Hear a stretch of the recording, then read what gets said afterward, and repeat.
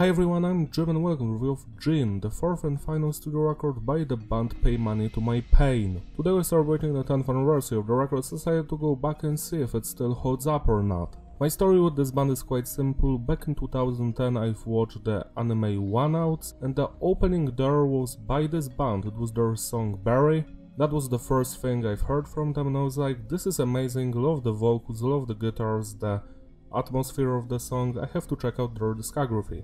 That's how I became their fan and later also stumbled upon Gundog, another band with K on the vocals. Go check them out if you haven't heard about them. The lineup on this record is K on the vocals. He sadly passed away at the end of 2012, rest in peace. Pablo on the guitars, Tsuyoshi on the bass and Zax on the drums. Because K passed away before the entire record was finished, only half of the songs include his vocals, and the other tracks feature his friends from other bands, singing and screaming, which is very nice. I love when a band finishes their work and honor their member who passed away. That's always a nice touch. The production on the record is tight, it's clean but heavy, no noise or no clipping, just the way I like it. Message is diverse, the songs are mostly about personal struggles, relationship issues, depression, suicide, feelings, emotions, society, honesty, searching for the meaning of life, stuff like that. Structure of the tracks is mostly basic, standard intro, verse pre-chorus, chorus, verse pre-chorus, chorus, bridge, chorus, outro. And I think that the music on this record could be described as a mix of metalcore, J-rock, some slight death metal influences, as well as post-hardcore. The album starts with a title song, which is an instrumental piece. This one doesn't have any vocals or drums, just guitar riffs and some ambient stuff in the background. If you watched my previous reviews, you know that I am not a fan of starting an album this way. Like, okay, that's 2 minutes of just guitar playing. I know that it's slightly atmospheric, but I just don't care for it. Just bring me the full fleshed out songs. I don't need this. 5 out of 10. Sweetest Vengeance. Now this is the first real song on the record. Let's start with the drums. The drummer is phenomenal. I love Zach's groove, style, the precision of his playing, the fact that he can play blast beats, and also his double bass work is wow, just wow, cherry on top. Very talented drummer, the band wouldn't be the same without him. When it comes to the bass work, the bass is audible. The bassist mostly follows the guitarist, but we have some moments where he deviates from that stuff. Then we've got the guitar work. I do enjoy it, especially the heavier, crunchier guitar riffs, but also some tremolo stuff, some more melodic, atmospheric noises here and there. Last but not least, let's talk about K's vocals here. I love his screaming, shouting, yelling and growling. That's always amazing. When it comes to his clean singing, it has a very distinct sound to it, like you can always recognize that it's him. I truly enjoy that. Most of the singing works well with the music, some of it doesn't, but that's the minority. Maybe it's because he was very sick and he was dying and that's the case, but for the most part I love the vocals by him. We also have lots of guest vocals on this record and each and every single one of them has their own unique sound when it comes to the vocals, so I will talk about them in the individual songs. Like for example, Sweetest Vengeance features Hiroki, the drummer of Garden, or if I pronounce that, singing on the chorus, and that's fine. I do enjoy his vocals, but I am much more into the screaming, growling on this song. Love the intro, it's so heavy, it's punchy, it's straight to your face, love that stuff. That intro, which later comes back in the song, is my favorite part of it, and the verses. The chorus is also nice. The bridge, well, I don't enjoy everyone doing other. I'm not a fan of that stuff, but besides that, it's a great song, 8 out of 10. Last Wine is also a good song, but it has slightly worse vocal performance than Sweetest Vengeance, but I still love the unclean vocals. The guitar riffs are very fun to listen to. The drummer is amazing as usual. This is just a good song, nothing more, nothing less. 7 out of 10. True Fragile, now this is one of the highlights of this record for me.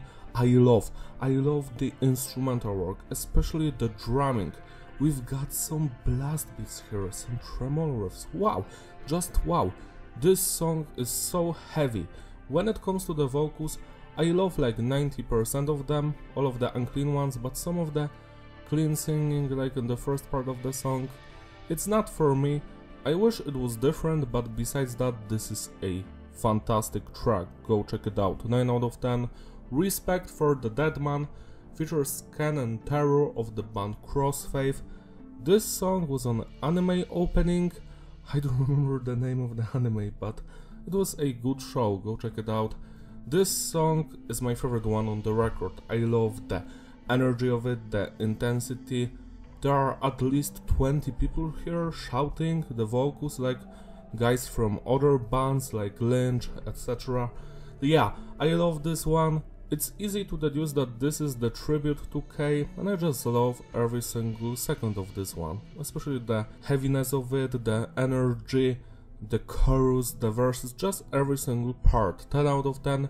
God Drive features Kyono of Wagdag Futuristic Unity and the MCM. I forgot the whole name of the band.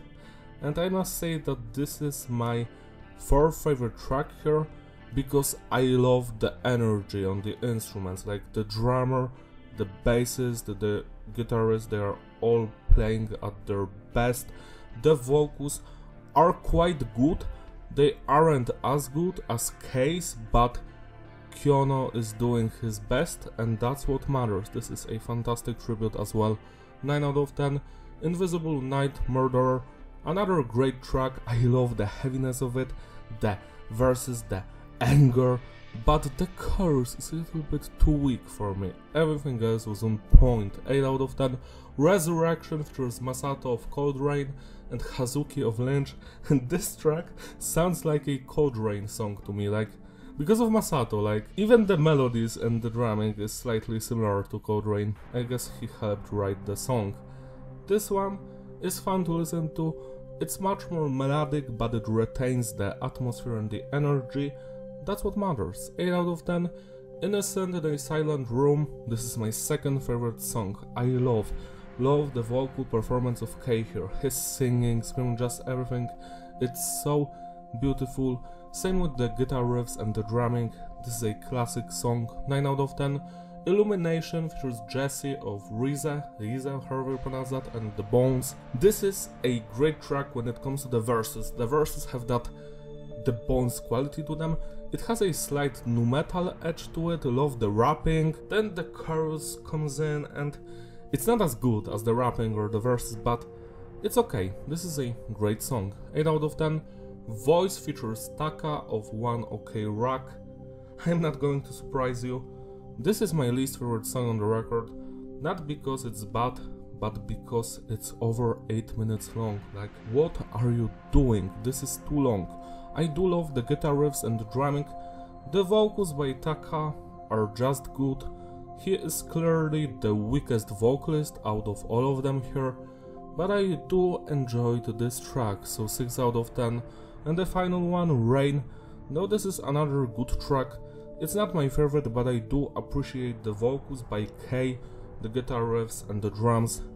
It's nothing special to me, but I did enjoy it. I would never skip it as I'm listening to the record. 7 out of 10. To sum it all up, the consistency is various, the flow is fitting, groovability. Yeah, it's a great record. I especially enjoy the songs with Kei on the vocals. Tracks like Respect for the Dead Man, True Fragile, Sweetest Vengeance, Innocent in a Silent Room. Those songs are my favorite, but also some of the features here like God Drive, Illumination, these are fantastic as well. Also, let's not forget that song with Kei, Invisible Night. I forgot about it, but it was so much fun to listen to. The only thing I would change here would be to remove the intro. Nobody needs it, it doesn't have anyone on the vocals. And also, I did not enjoy Voice that much. It's an okay song, but I feel the record would have been better without it. Or if you have to put it on the record, let it be the final song, because it's just too long. It's too long. If it would be like 4 or 5 minutes shorter, I would survive it, but it's too long.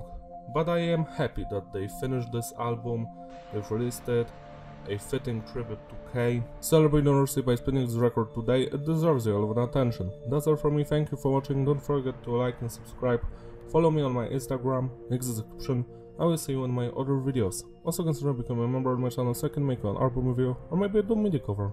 That's all, bye!